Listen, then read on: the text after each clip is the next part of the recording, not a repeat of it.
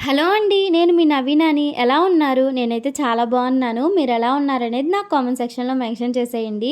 ఇక్కడొచ్చేసి నేను సగ్గుబియ్యంతో పాయసం అయితే కాస్తున్నానండి. ఎందుకంటే ఎండలకొచ్చేసి చలవ చేస్తుంది కదా అని చెప్పేసి కాస్తున్నాను. ఆఫ్టర్‌నూన్ టైంలో టేస్ట్ అయితే సూపర్‌గా వచ్చిందండి. వీడియో నచ్చితే ఒక చిన్న లైక్ చేయడం, ఛానల్‌ని అయితే సబ్స్క్రైబ్ చేసుకోవడం మర్చిపోకండి.